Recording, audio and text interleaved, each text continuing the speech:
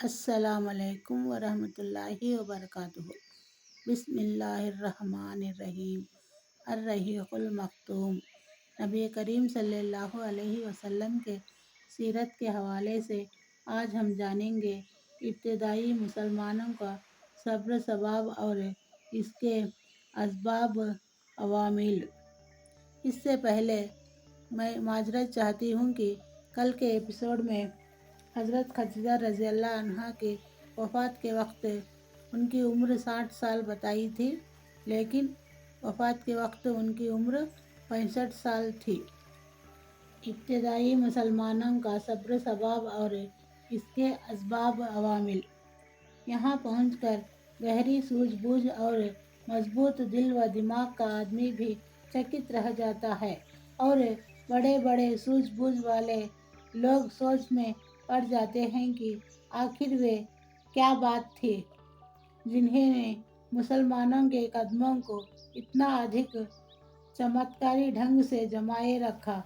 آخر مسلمانوں نے کس طرح ظلم کے ان پہاڑوں پر صبر کیا جنہیں سن سن کر رونگٹے کھڑے ہو جاتے ہیں اور من کانپ کانپ اٹھتا ہے۔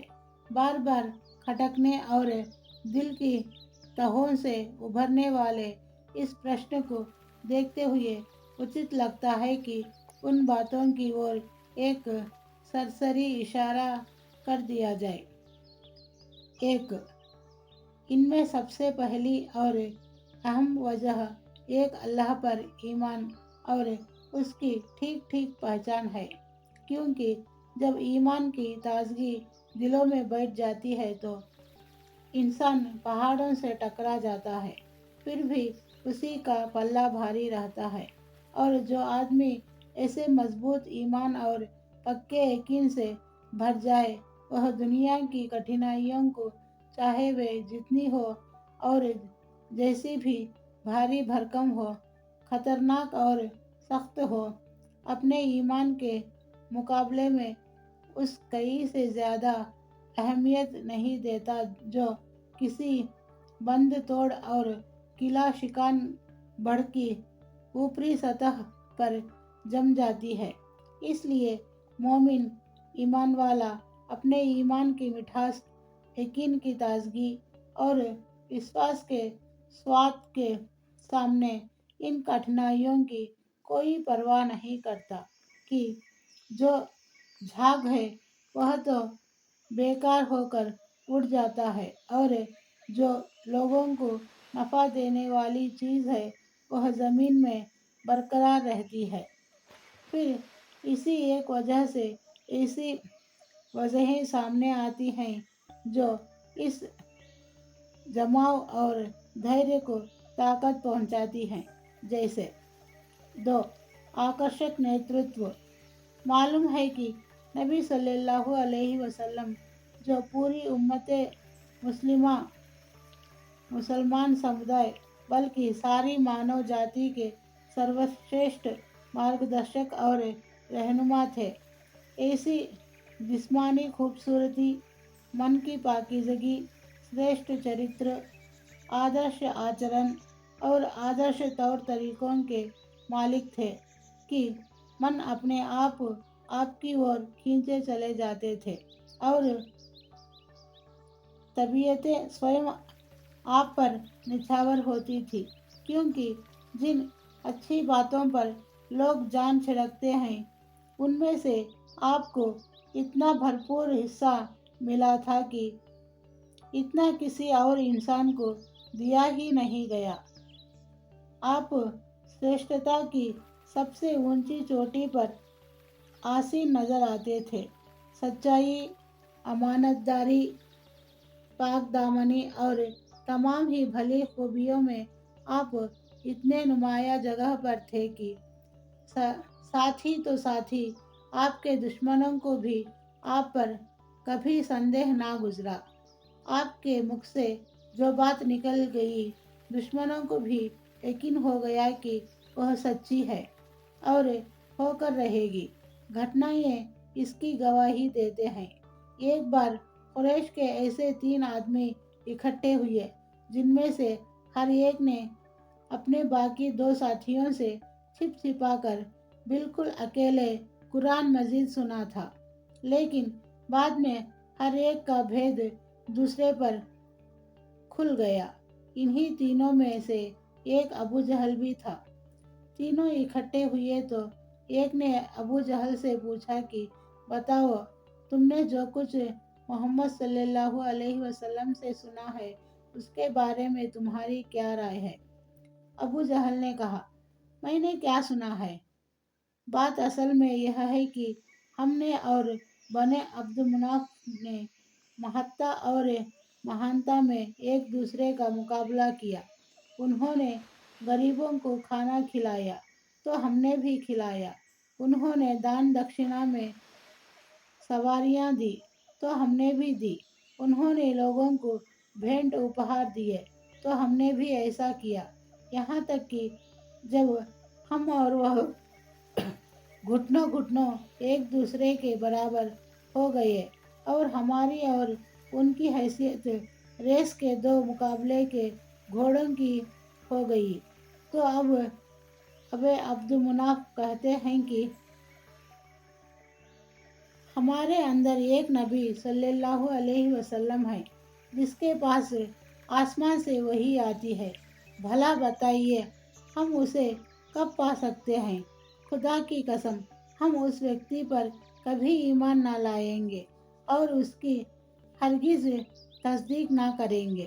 چنانچہ ابو جہل کہا کرتا تھا، اے محمد، ہم تمہیں جھوٹا نہیں کہتے، لیکن تم جو کچھ لے کر آئے ہو اسے جھٹلاتے ہیں، اور اسی بارے میں اللہ نے یہ آیت اتاری۔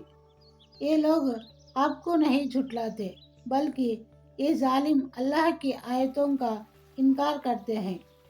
اس گھٹنا کو وستار میں دیا جا چکا ہے کہ ایک بار دشمنوں نے نبی صلی اللہ علیہ وسلم کی 3 بار لعن طعن کی، اور تیسری بار میں آپ نے فرمایا کہ اے قریش کی جماعت، میں تمہارے پاس ذبح لے کر آیا ہوں، تو یہ بات ان پر اس طرح اثر کر گئی کہ جو ویکتی دشمنی میں سب سے بڑھ کر تھا وہ بھی بہتر سے بہتر جو واقع پا سکتا تھا اس کے ذریعے آپ کو راضی کرنے کی کوشش میں لگ گیا۔ اسی طرح یہ بھی سوستر آ چکا ہے کہ جب سجدے کی حالت میں آپ پر اوجھڑی ڈالی گئی اور آپ نے سر اٹھانے کے لیے اس حرکت کے کرنے والوں پر بد دعا کی تو ان کی ہنسی ہوا ہو گئی اور ان میں دکھ اور افسوس کی لہر دوڑ گئی۔ انہیں وشواس ہو گیا کہ اب ہم بچ نہیں سکتے۔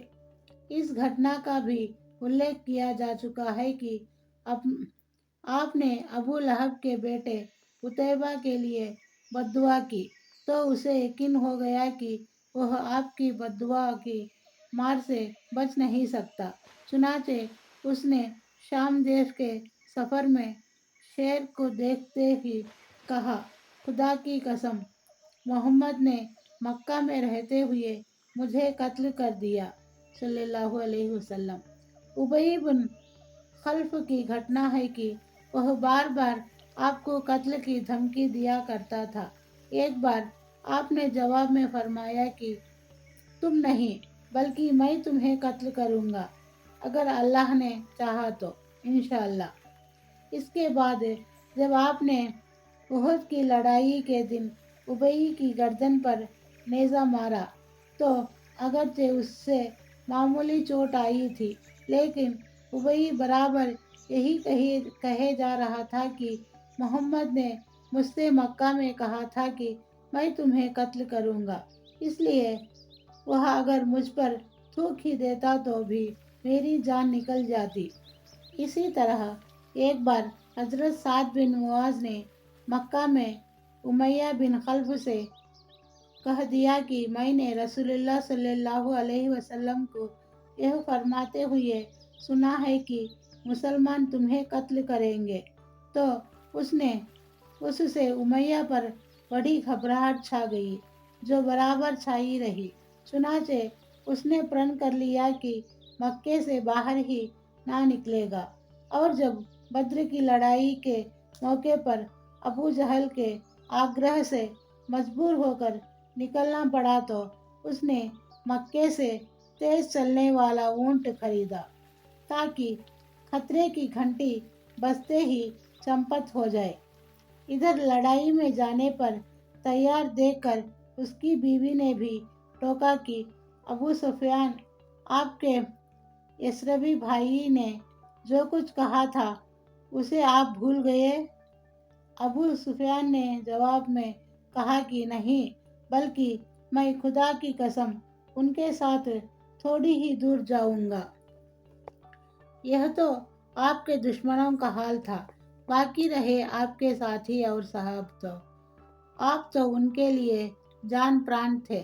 ان کے دل کی گہرائیوں سے آپ کے لیے سچی محبت اس طرح ابلتی تھی جیسے ڈھال کی اور پانی بہتا ہے، اور جان و دل سے اس طرح آپ کی اور کھینچتے تھے جیسے لوہا چمبک کی اور کھینچتا ہے۔ اس کے بارے میں ہم کل جانیں گے۔ السلام علیکم ورحمۃ اللہ وبرکاتہ۔